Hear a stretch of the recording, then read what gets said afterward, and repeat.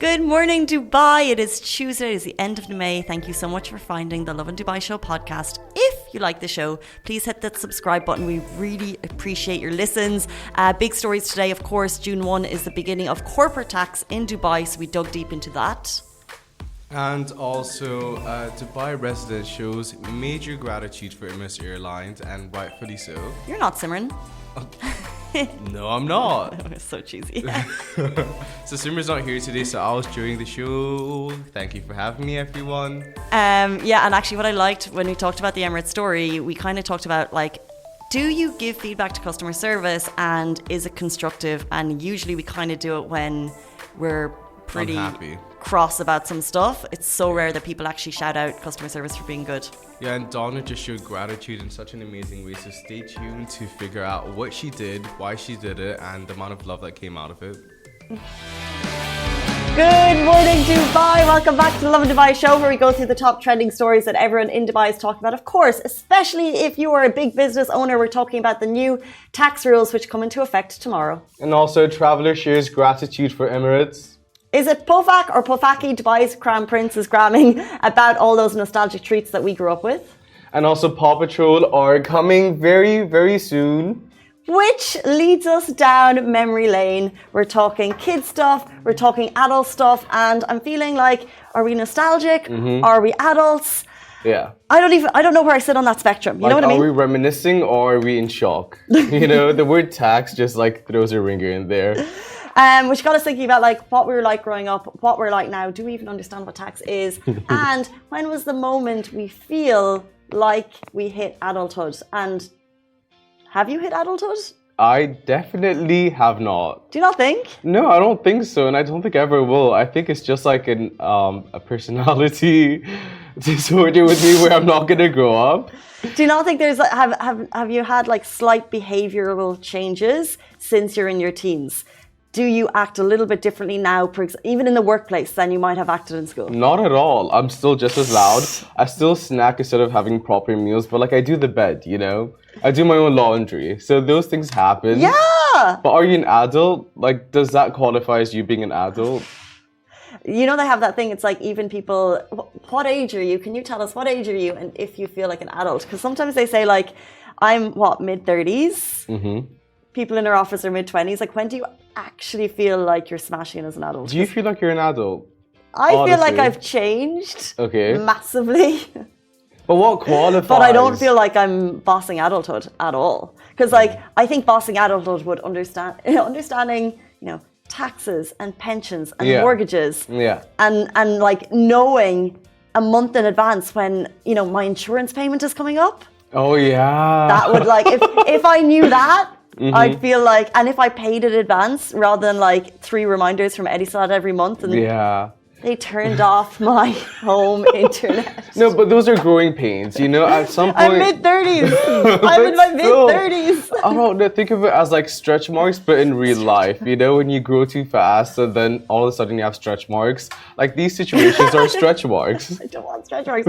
I want a positive step into adulthood. I want it to come in easy and naturally, and I think for some people it does. If you set aside a time every week, for example, to do life admin. Yeah. That's when you've hit peak adulthood. That's the thing. Admin is the key word. Admin. You need an assistant for admin. Yeah, I don't know. But you have to be your own assistant at the same time. It's a slippery slope where things start piling up and next thing you know, your credit card bills are high. You're learning what tax deductibles are. Not in this country. You have a kid. I don't know. I feel the more, with every situation that happens, we got cars at the same time and remember all the small bits and pieces that we had to figure out. We know that now. So for next time, we know better. No, it goes in one ear and out the other. I cannot figure out the car stuff. Honestly, truthfully, I don't either. But we know better. Speaking of people who do need to have their ducks in order, our top story this morning, we're talking the new tax rules which begin tomorrow. How, by the way, is at the end of May already. So following the announcement at the end of January 2022, tomorrow is D-Day for corporates in the UAE, and when they will introduce a federal corporate tax on business profits that will be effective for financial years starting after tomorrow, June 1st, 2023. So as you guys are probably aware, the standard statutory tax rate of 9% and a 0% tax rate for taxable profits up to 370,000, 75,000, and that supports small businesses and startups, which means they won't have to pay that corporate tax. This means the UAE corporate tax regime will be amongst the most competitive in the world. So personal income from employment, real estate, and other investments will not be taxed. No corporate tax will apply on personal income from employment, real estate, or anything that comes directly to you as a human being residing in the land of UAE. So also the UAE businesses have been giving ample time to prepare for the introduction of corporate tax in the UAE as it comes into effect tomorrow. How does that make you feel?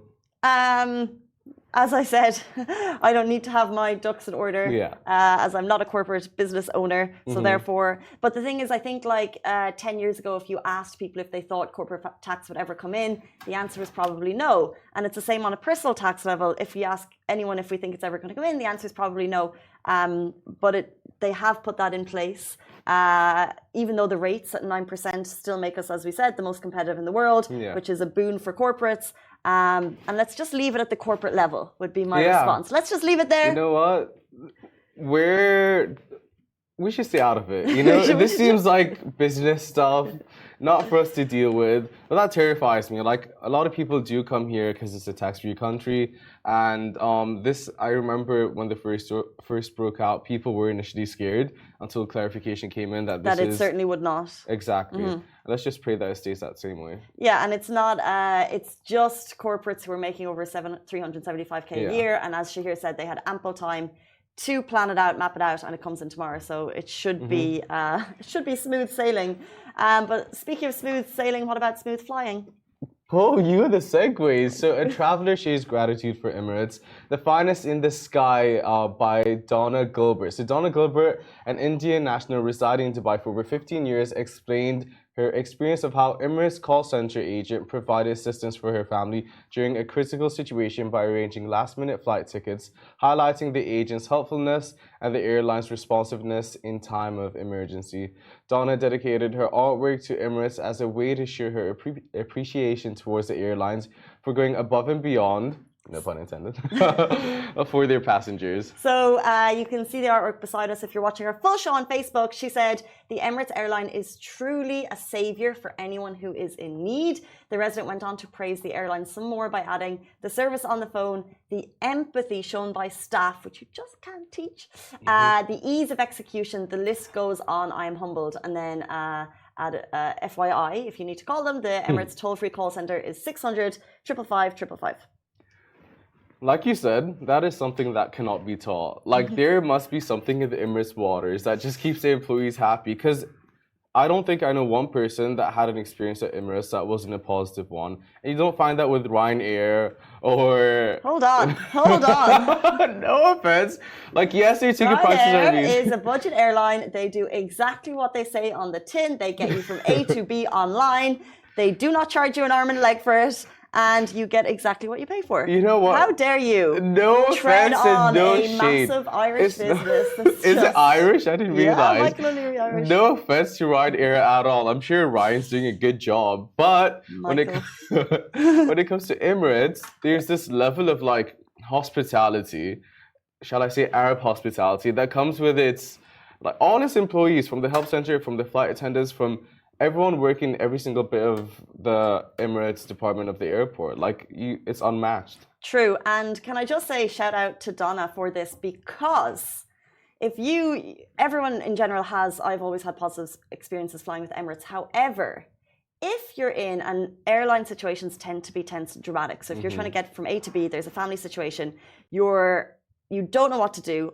How do you get an airline's attention? You go onto Twitter and you blast out your negative energy onto Twitter, and you basically make them respond to you. Like, they have to get back to you because you've blasted out publicly. So in general, these customer service teams, 99% of the feedback they get is negative. The majority of what they get is negative. So thank you to Donna for praising, because obviously she was going through something, a serious, critical situation, probably we don't know what was going on, but she had a scary moment.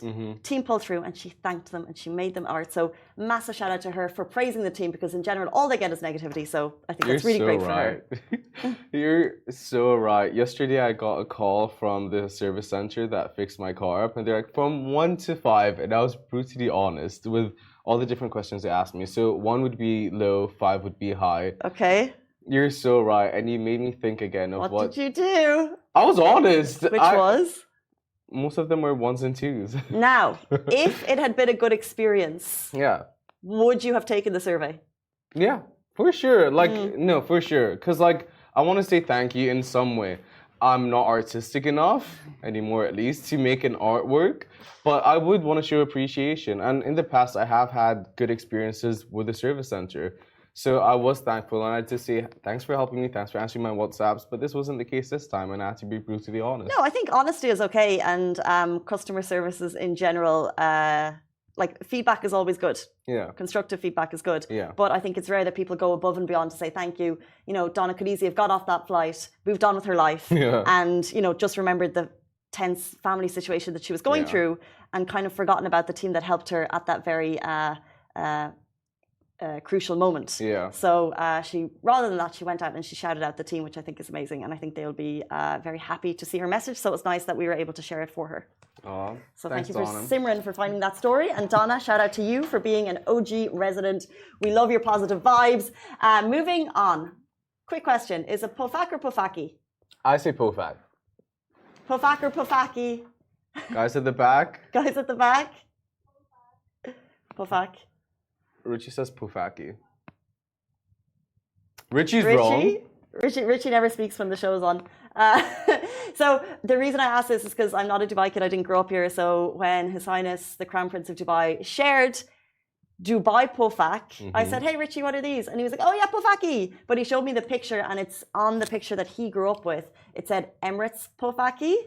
Oh, maybe it was going through a bit of rebranding. I think so. I think that's what's happening. So our Emirates Pofaki making a comeback. His Highness Sheikh Hamdan bin Mohammed bin Rashid Al Maktoum, Crown Prince of Dubai, he shared an OG throwback to a chip that'll take all you Dubai kids down memory lane.